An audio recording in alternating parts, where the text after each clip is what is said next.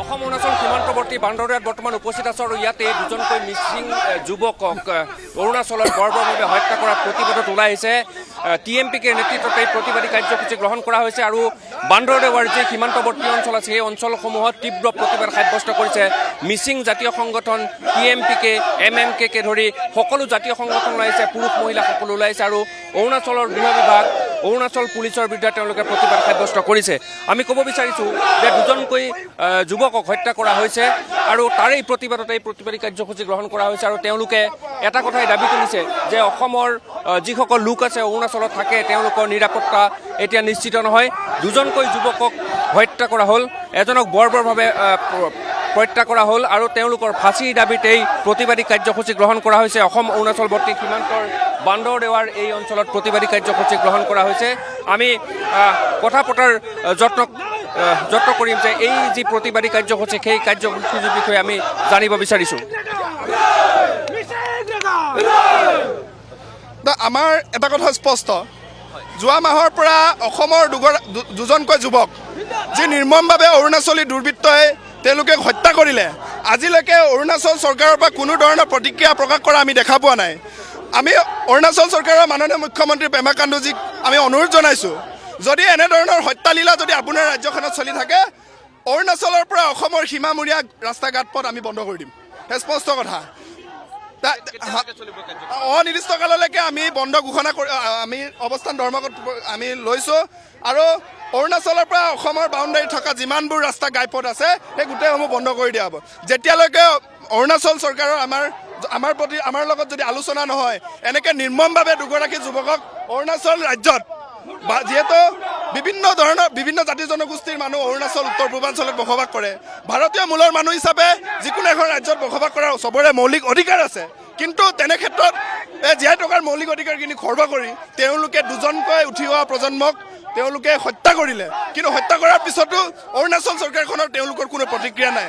গতিকে আমি অৰুণাচল চৰকাৰৰ মুখ্যমন্ত্ৰী ডাঙৰীয়া সকীয়াই দিছোঁ, অনাগত দিনত ইয়াতকৈ জংগী আন্দোলন হ'ব যদিহে আপোনালোকে এই দুয়োগৰাকী প্ৰবাস দলে আৰু শংকৰ পেগুৰ যদি হত্যাকাণ্ডক যদি উচিত তদন্ত নকৰে, আমি অনিৰ্দিষ্টকাললৈ অৰুণাচলৰ অসমৰ সীমামূৰীয়া যিবোৰ অঞ্চল আছে আমি বন্ধ কৰি দিম।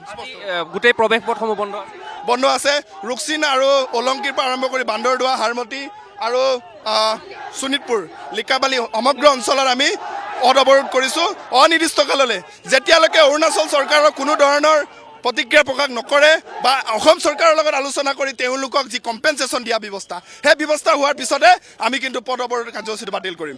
অন্যথা প্ৰতিবাদ আমি দেখুৱাইছোঁ যে অৰুণাচল চৰকাৰৰ বিৰুদ্ধে তেওঁলোকে প্ৰতিবাদ সাব্যস্ত কৰিবলৈ ওলাই আহিছে আৰু এটা কথা উল্লেখ কৰিছে যে অসমৰ যিসকল লোক অৰুণাচলত বসবাস কৰে বা যিসকলে শ্ৰমিক হিচাপে তেওঁলোকে নিয়োগ হৈ আছে তেওঁলোকৰ নিৰাপত্তা বিচাৰি এনেদৰে প্ৰতিবাদ সাব্যস্ত কৰিবলগীয়া হৈছে আৰু এই প্ৰতিবাদী কাৰ্যসূচী দীঘলীয়া হ'ব, কাৰণ তেওঁলোকে কৈছে যে অৰুণাচল চৰকাৰে যদি প্ৰতিবাদৰ ভাষা নুবুজে বা অৰুণাচল চৰকাৰে যদি এই নিৰীহ যুৱক দুজনৰ হত্যাৰ হত্যাৰ যদি তদন্ত নকৰে বা চৰকাৰে যদি এই ক্ষেত্ৰত দুটাকৈ পৰিয়ালক, মই কৈছোঁ যে দুটাকৈ নিৰীহ পৰিয়ালক যদি তেওঁলোকে কম্পেনচেশ্যন নিদিয়ে তেতিয়াহ'লে এই প্ৰতিবাদ অব্যাহত থাকিব।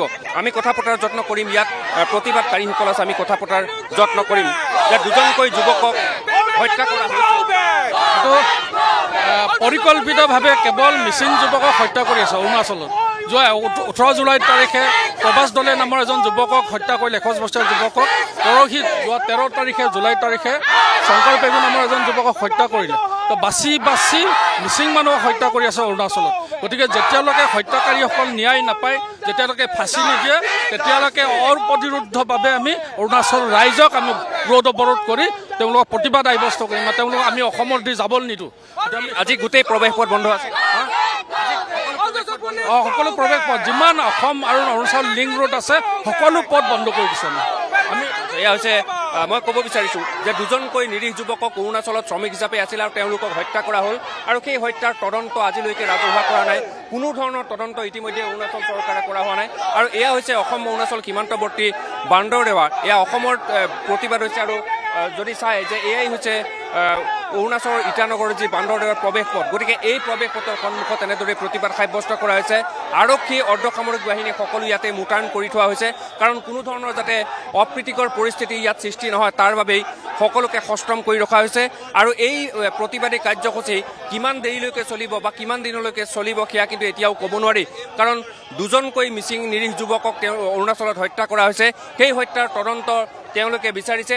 বৰ্তমানলৈকে কোনো ধৰণৰ তদন্তৰ আগবঢ়া নাই।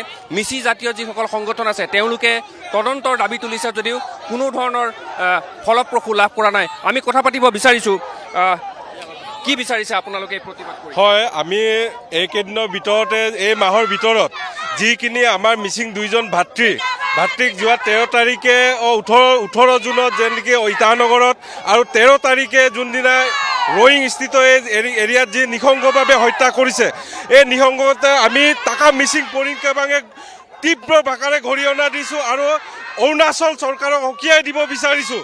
যেনেধৰণে নিঃসংগভাৱে আমাৰ ভাতৃক হত্যা কৰিছে তাৰ উচিত আমি ন্যায় বিচাৰি আজি পথ অৱৰোধ কাৰ্যসূচী হাতত ল'বলৈ বাধ্য হৈছোঁ। আৰু অনাগত দিনত এনেকুৱা যাতে অৰুণাচল চৰকাৰক সকীয়াই দিব বিচাৰিছোঁ, টাকা মিচিং পৰিক্ৰমাং তৰফৰ পৰা সকীয়াই দিব বিচাৰিছোঁ। অনাগত দিনত যাতে এনেকুৱা যদি কাৰ্যসূচী বা এনেকুৱা যদি নিকৃষ্ট মানসিকভাৱে নিঃসংগভাৱে হত্যা কৰা কাৰ্যসূচী হাতত লয়, তেনেহ'লে ইয়াতকৈ আৰু ডাঙৰ প্ৰতিবাদী কাৰ্যসূচী হাতত ল'বলৈ আমি টাকা মিচিং পৰিক্ৰমাঙে বাধ্য হ'ম। এয়া হৈছে প্ৰতিবাদ। আৰু আমি কৈছোঁ যে অসম অৰুণাচল সীমান্তৱৰ্তী ইটানগৰত বান্দৰদেৱাত এই প্ৰতিবাদী কাৰ্যসূচী হৈছে। বিভিন্ন অৰুণাচললৈ প্ৰৱেশ কৰা প্ৰতিটো পথ আজি এনেদৰে প্ৰতিবাদত কঁপিছে।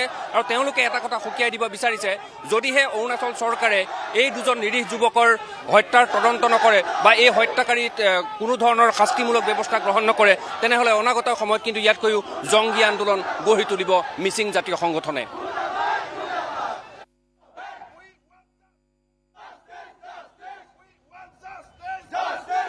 স্পষ্ট অৰুণাচলত অসমৰ যুৱকক গুলীয়াই হত্যা কৰা হৈছে, তাৰ উত্তৰ পাবই লাগিব আৰু তাৰ বাবে আৰক্ষীয়ে অতি ক্ষিপ্ৰতাৰে ব্যৱস্থা গ্ৰহণ কৰাৰ দাবী কৰিছে।